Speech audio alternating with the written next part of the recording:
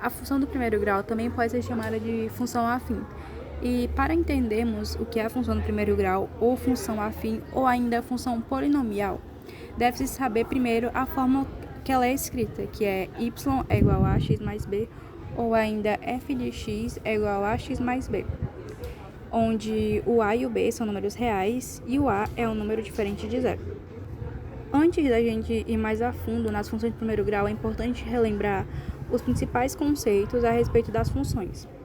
Então, o que é uma função? Uma função é uma regra da matemática que relaciona cada elemento de x de um conjunto A a um único elemento y de um conjunto B. Os conjuntos A e B são conhecidos respectivamente como domínio e contradomínio. Já x e y são conhecidos respectivamente como variável independente e variável dependente, pois o valor de y sempre dependerá do valor de x. Assim, as funções do primeiro grau são regras que relacionam cada elemento de um conjunto a um único elemento de outro, cuja variável independente é uma potência de expoente 1. Então, o grau da função vai ser 1, por isso que é a função do primeiro grau. Se fosse a potência de expoente 2, seria a função do segundo grau. O grau da função sempre é dado pelo maior expoente que vai ter na variável independente. Agora que já entendemos o que é a função afim ou função do primeiro grau, vamos para alguns exemplos dessas funções de questões que usam. A primeira questão tem o seguinte enunciado: um atleta, ao ser submetido a um determinado treino específico, apresenta, ao longo do tempo, ganho de massa muscular. A função P de t é igual a P0 mais 0,19t.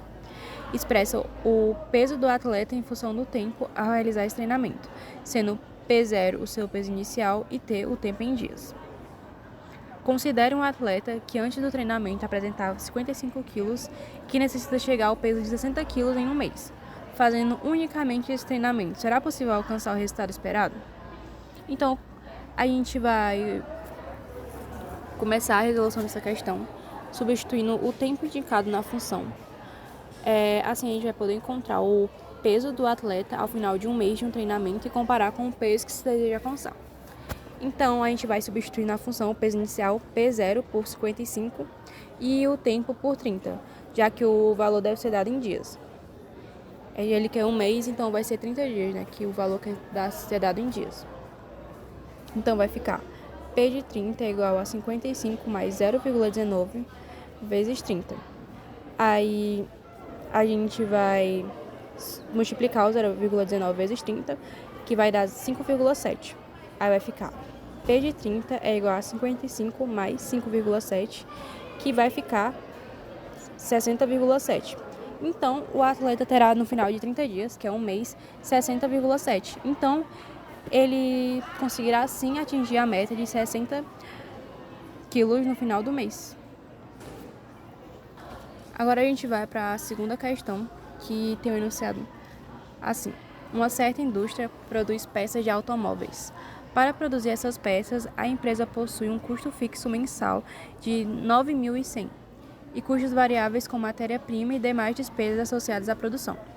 O valor dos custos variáveis é de R$ 0,30 por cada peça produzida. Sabendo que o preço de venda de cada peça é de R$ 1,60, determine o número necessário de peças que a indústria deverá produzir por mês para não ter prejuízo.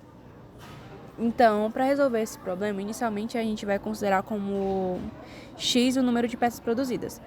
A gente pode ainda definir uma função para o custo da produção, que fica Cp de x, que vai ser a soma dos custos fixos e dos custos variáveis.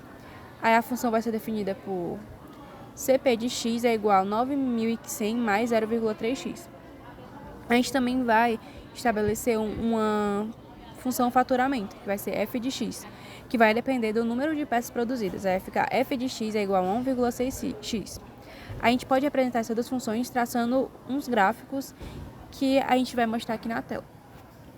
A gente vai observar esse gráfico e a gente pode notar que existe um ponto de interseção, que é o ponto P, entre as duas retas. Então, esse ponto vai representar o número de peças que o faturamento é exatamente igual ao custo de produção.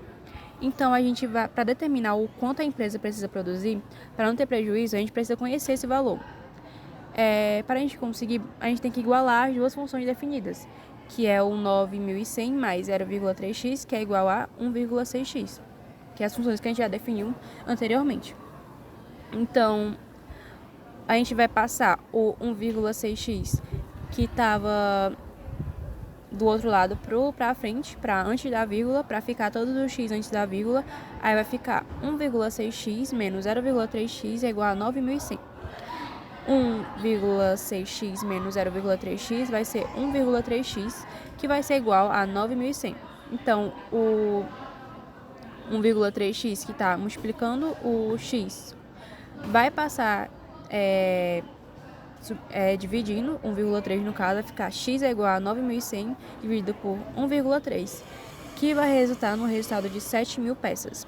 Então, será necessário que seja produzido pelo menos 7.000 peças por mês para que a empresa não tenha nenhum prejuízo. Então, a explicação ficou por aqui e a resolução de questões também.